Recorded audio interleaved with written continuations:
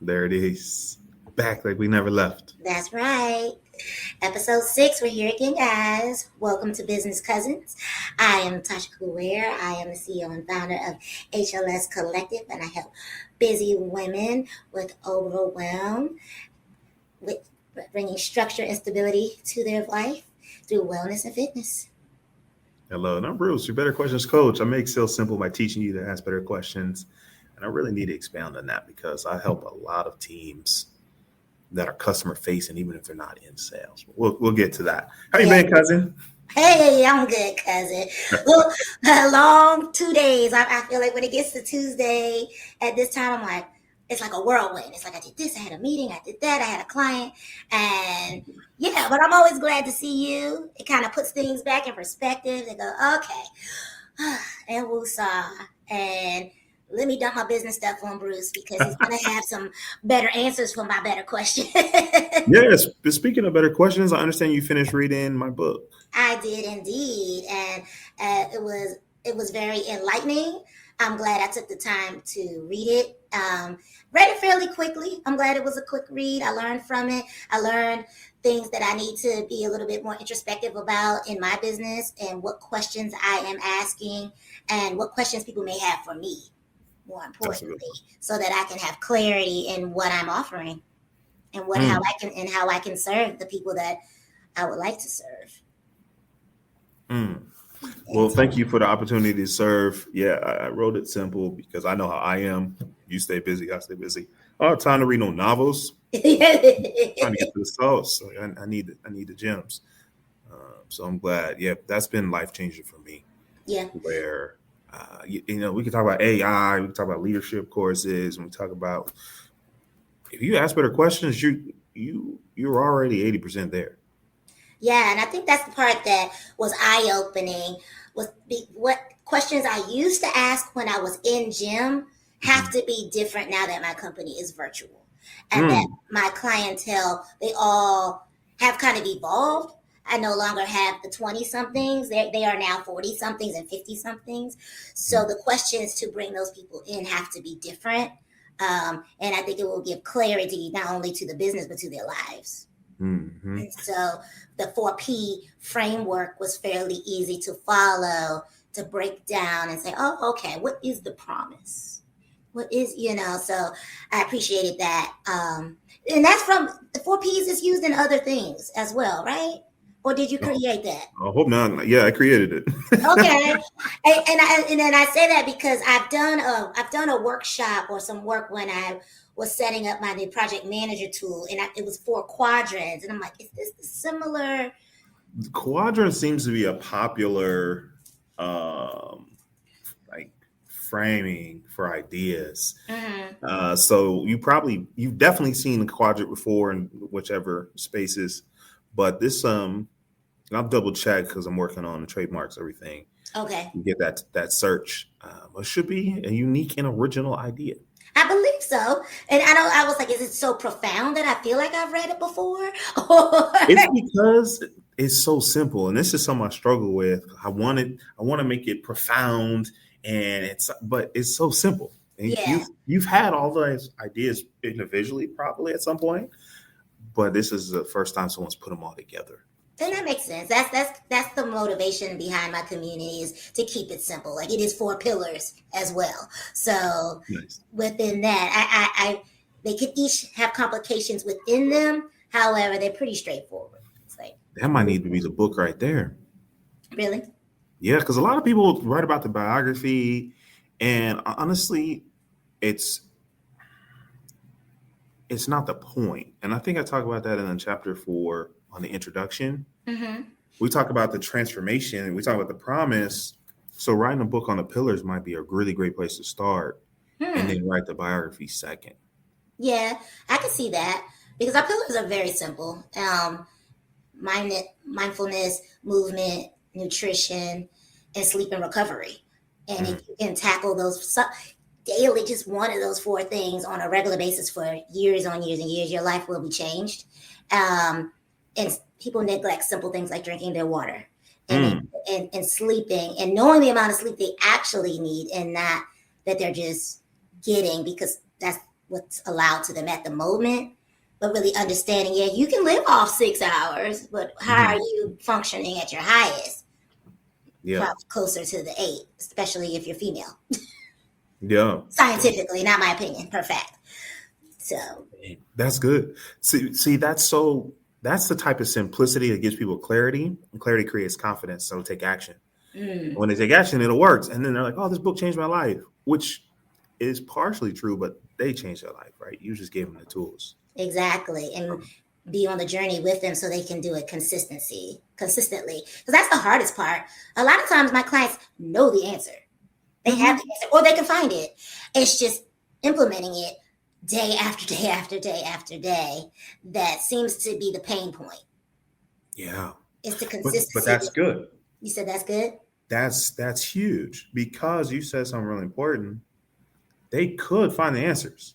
And especially in this world we live in, we got ChatGPT, Copilot, Gemini, Claude, Huggy Face. Like, you could get the answers, but having the right answers in the right order is valuable. So, perfect segue. I love the title. She comes up with a title, y'all. That's the mastermind. Teamwork success, though. That's one of the things I wish people had told me about starting a business. The first one was pay your taxes. Indeed. But the second one is simple sales. And when you talk about, hey, they have all the answers. Well, yeah, that's almost the problem. There's millions of results when I ask a question. There's hundreds of hours of YouTube videos. There's dozens of Reddit threads. You're like, well, which one do I need? Simplifying it for people pay for that. Yeah. Very few people pay to make things more complicated. That is the truth. That kind of goes in line with what we talked about last week when I mentioned Oprah and her endorsing all those different plans and shots and things. And then I did some more research, and it's actually closer to 8 to 10 different. Oh, wow. Isn't that crazy? And so I realized, I said, in there lies what I've been saying all these years when I say, I'm trying to lead you with integrity and simplicity so that you don't keep changing from 8, 9, 10 different ways to get this done, to reach this goal, to stay consistent, to have vitality, to make it through all the different phases of life, from perimenopause to menopause to postmenopause to baby, no baby. That's huge. It's huge. And through our app, you can track your data. So 2 years from now, you can look and see like, oh, when I felt the best, I did these 4 things for 3 months straight. I don't have to reinvent the wheel. I can just go back to what already worked. And that's a level of simplicity that's life-changing. Yeah. It really is. So that's probably one of the things I'll say first is keeping it simple in my life, in my business, in my products and services, in my pricing, just keeping it simple. Yeah. What about you? What's something you wish you had known, you wish they told you? Maybe you're like, I should have asked this question before you got started. I should have monitored. I should have asked about monitoring P&Ls more diligently. Like profit and loss. Like, what am I spending money on and what am I spending time on? But how do you keep it going more consistently through the data brought in each month, which is what I knew when I worked for corporate, but I wish I would have asked how to implement it as an entrepreneur on my own.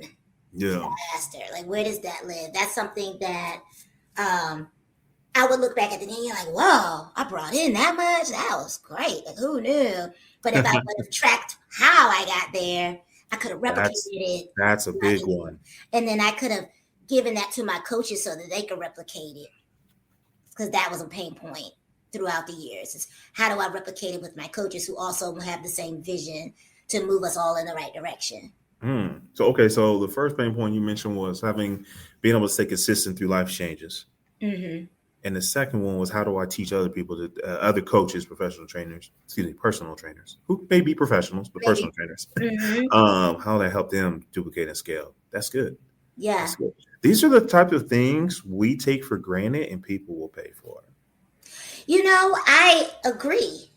Because like you said a professional trainer or a personal trainer, that is something that I've had to teach over the years. How do you take what you learn in the book and apply it to people and to apply it to real lives? Because you can have all the certifications and be an awful personal trainer because you don't know how to apply the personal part of personal training. Or you only know the personal part and you're awful at actually programming and training. But how do you bring that together to form some type of philosophy or niche for yourself? So I think you're right. It is an important thing that can be sold.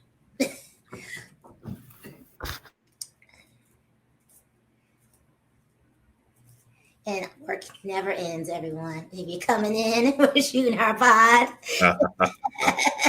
Or you're your workspace today. I can tell the lighting is actually good today, though. Okay, that's good. Yeah, there's a cleaning team coming in. They're good. And that's the thing. Listen, y'all.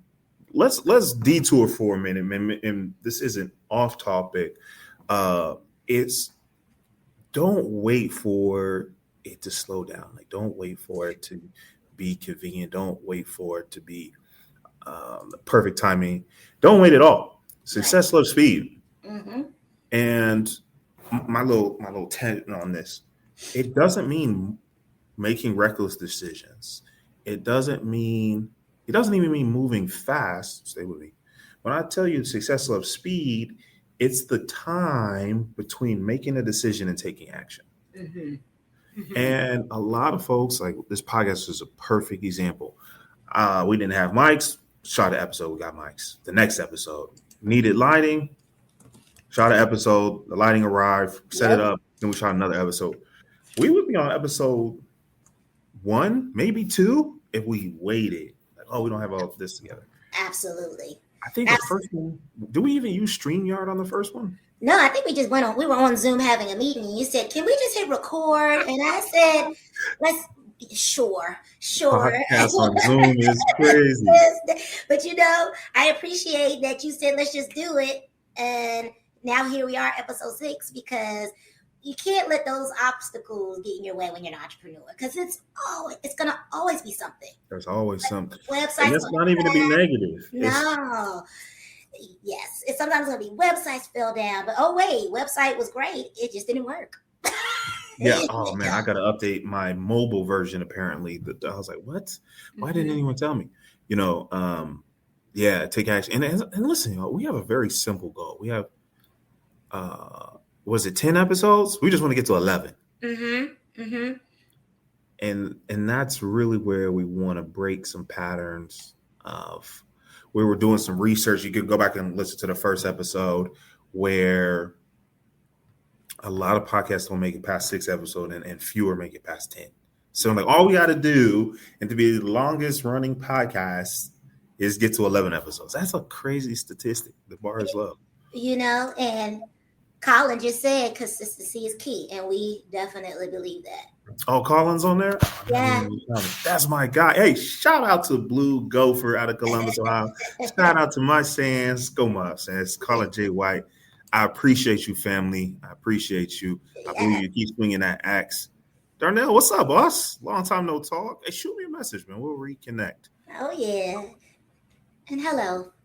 Nice to meet you. This is, I don't know if y'all met. This is my favorite cousin. Don't tell Yolanda. Well, being as though I'm the oldest, it's okay. Awesome. But yeah, so to your point, the consistency that we've had thus far, though, from let's put the button on Zoom to where we are today. I've tried podcasts and going live with others, and we did not make it to 6. So I feel like the statistic may be accurate.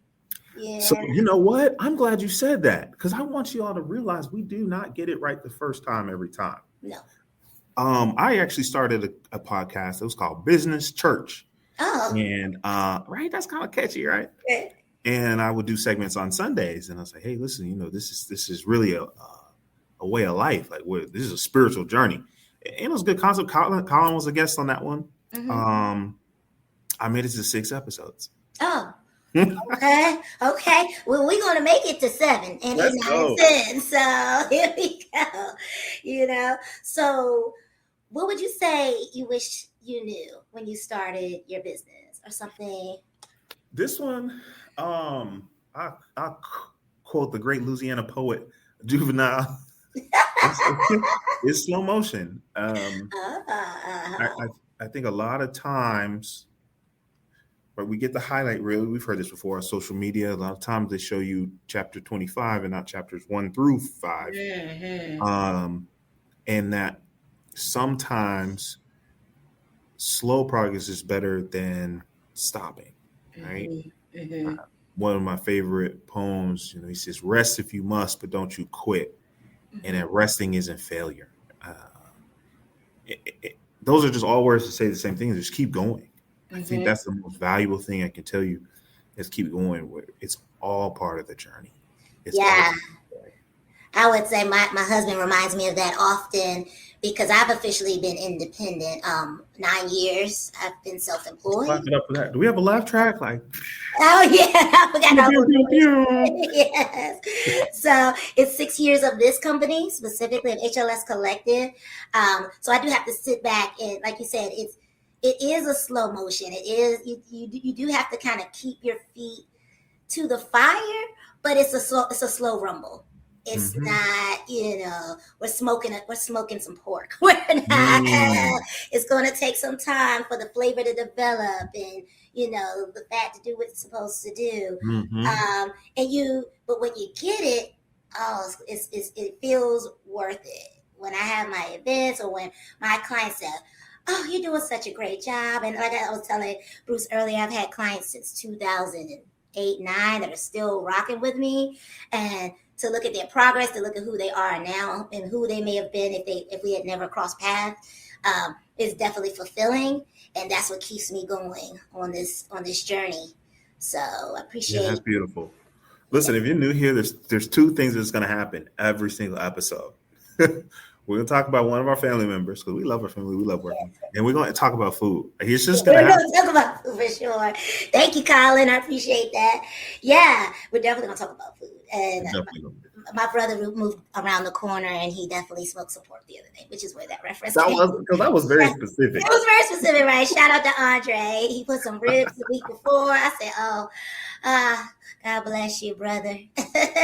Yeah. But yeah. So, would you say entrepreneurship for you has felt like, is it freedom, or is just choosing your own stress? So that's my motivation. Actually, you know what? I don't think entrepreneurship has to be stressful. I don't think so either. I don't think it does. I think starting from scratch can be stressful. Mm-hmm. Um, I don't know. I really encourage people not to start from scratch. There's very few things that you've done or thinking about doing that haven't been done before. Right. Just copy what works. Don't steal no intellectual property. Like, oh, Bruce said it. No, but copy what works, right? If you say, Yeah. hey, building a community is what works for coaches, build a community. Yeah. Um, if this company raised funding in a similar space, hey, let's talk about raising funding, right? So I think reinventing the wheel is stressful, starting from scratch is stressful, but entrepreneurship has been really a blessing and satisfying, fulfilling in a lot of ways. I will warn y'all, it's entrepreneurship is like holding a mirror that's also a bit of an X-ray. You won't have to look at yourself in the eyes. Yeah. It yes. You have to be prepared to do it when no one is looking. You have to be able to be okay with that background work of sitting, looking at those Excel docs or brainstorming. What you even name your company alone? Like you do. I mean, you have other people to bounce off of, but it is. I didn't find it stressful either.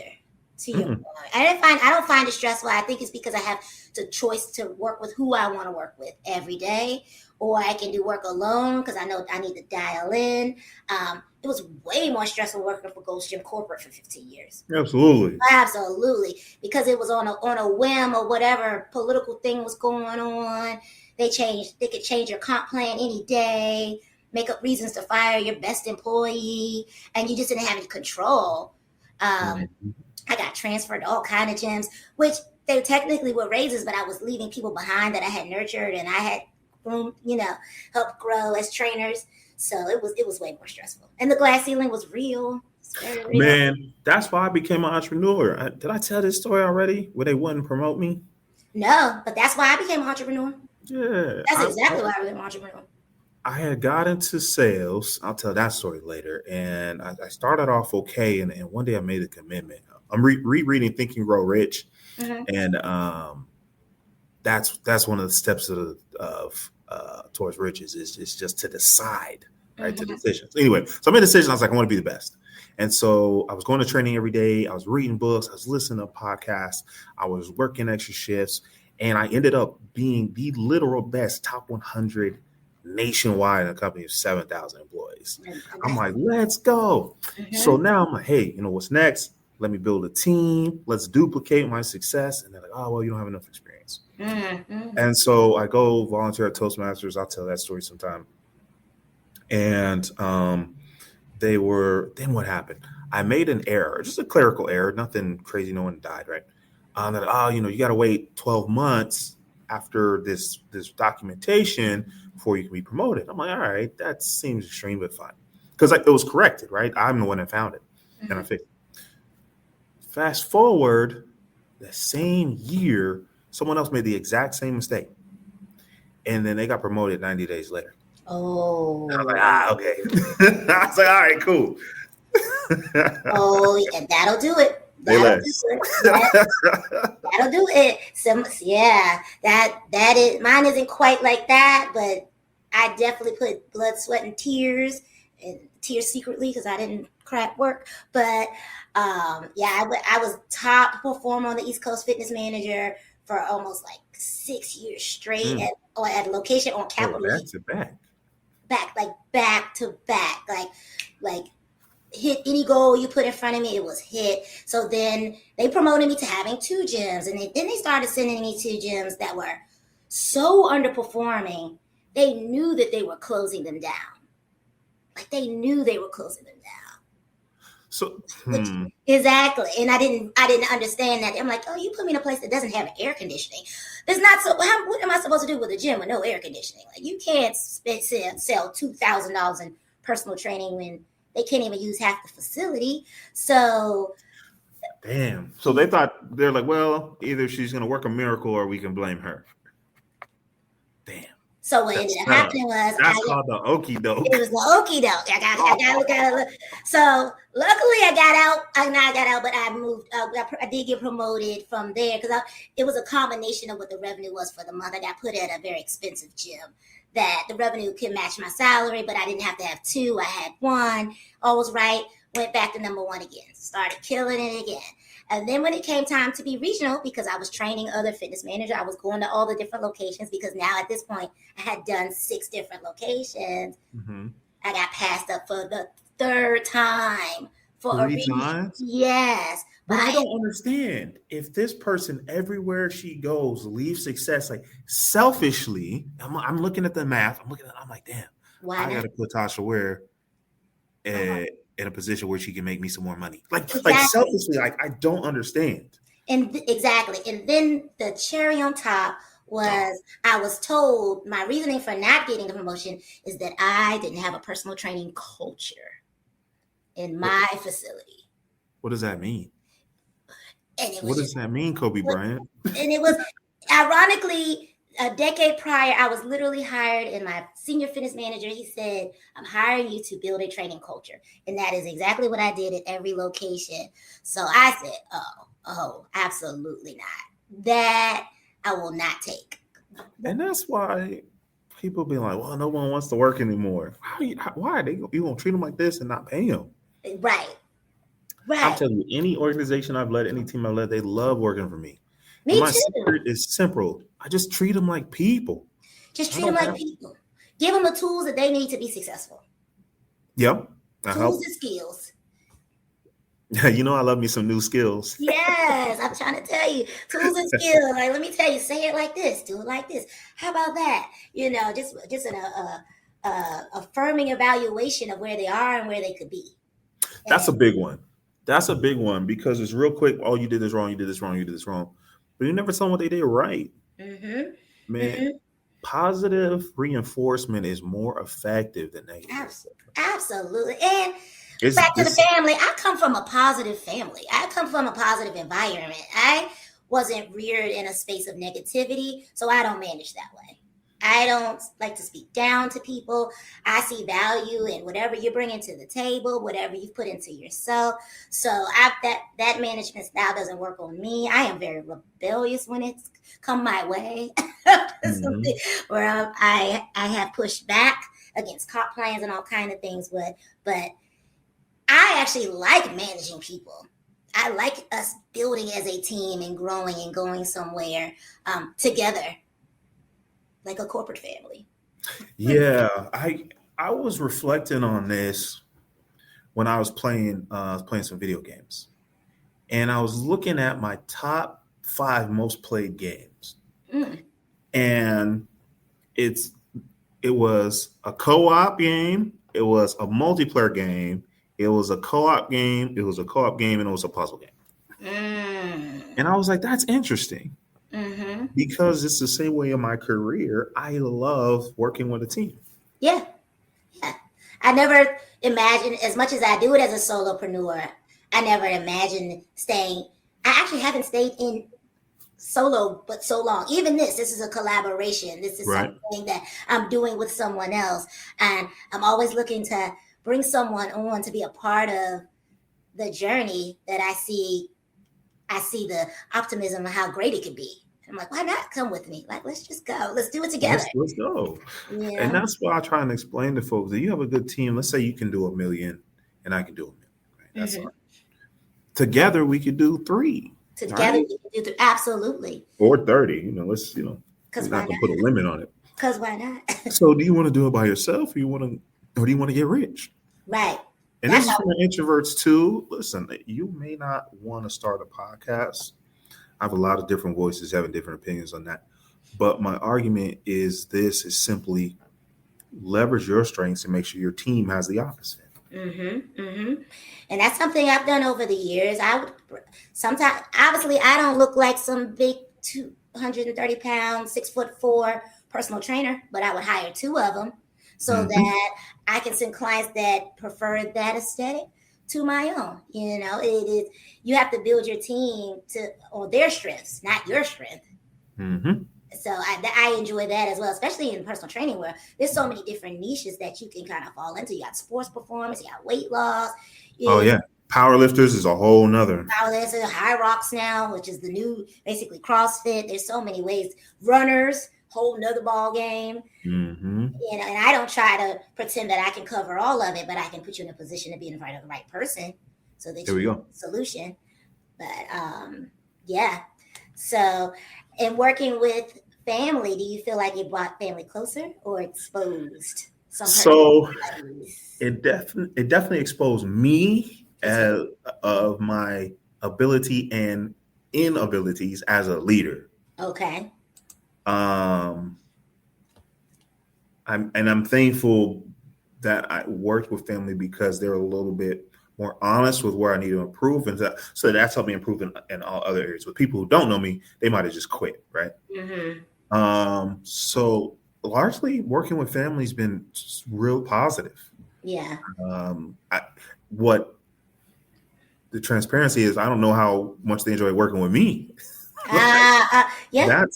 That's really where I need to work on. I don't have any complaints um, I from can them. agree. I can agree. I think I don't have any complaints per se. I can see some improvements had I understood the nuances of working with people virtually because Hmm. that is a different beast. Whether they're my cousin or a family member or not. But that is a good question. I wonder how they feel about working with me because I know I'm very much so like, let's check these boxes, let's do this thing. I'll see you on Tuesday. But I also come from a ballet background where that's how you do it. You just show up, you be quiet, you do the thing, Hmm. you take your bag, you leave, you come back, you do it again. Smile because Hmm. your feet are bleeding, still smile, keep going. Hmm. And you just know that nugget will turn into success, but it may take a decade. And that's where I think it can happen quickly. However, it's not. You have to be very, very intentional about having it quickly. Going back, I just did some content. I got to get captions for it. Mm-hmm.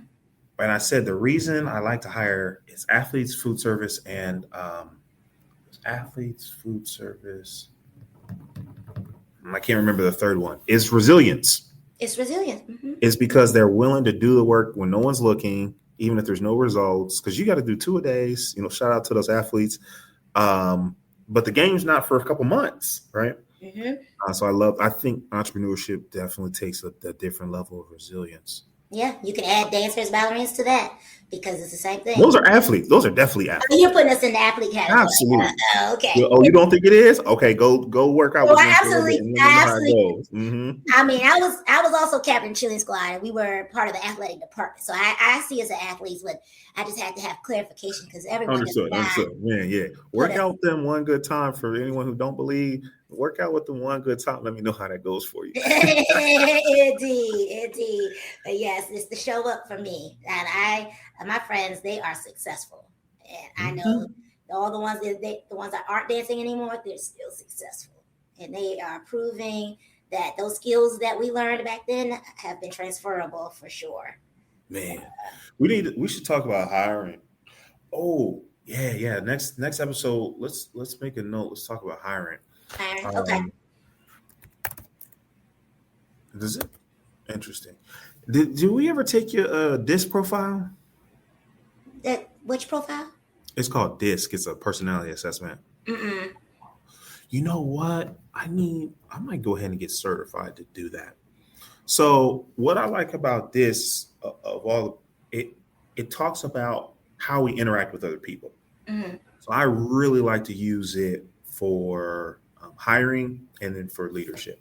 Because one thing I understand about myself is I'm very task focused and goal oriented. So what that looks like is if we start at 6, I want to start at 6. And I'm like, we're just going to jump right to it. So I think you'll probably end up on the I think it is, or the yellow, depending on the test you take, where you're like, hey, let's talk, let's connect, let's have, let's build a relationship. And so I had to learn that because I'm like, no, this is not what we're supposed to be doing right now. We're supposed to be, and remember, like, hey, these are people, like, let them be themselves. And it helped me a lot as a leader. Yeah, I'll be interested to look into that. All right. Yeah, for sure. Yeah, the last test I've taken was Myers-Briggs. I haven't taken anything since then. That's a good one. I think that's a little bit more on your self-identity, though. I think it appears a little bit more inward. True. Yeah. It's a good one. Definitely. It's been decades. I haven't taken it since I used to give it, in dating. You as bad as me. I used to do the same thing. I'm like, yo, take this test. Take this test. I was like, I need to see if you have an attention. That's not gonna work. And it was on paper. That's how long ago that was. It was on paper. I would like hand it to like a packet. Like, you should take this. And then give it back to me. Let me get the answer. And I would make copies of it at work. So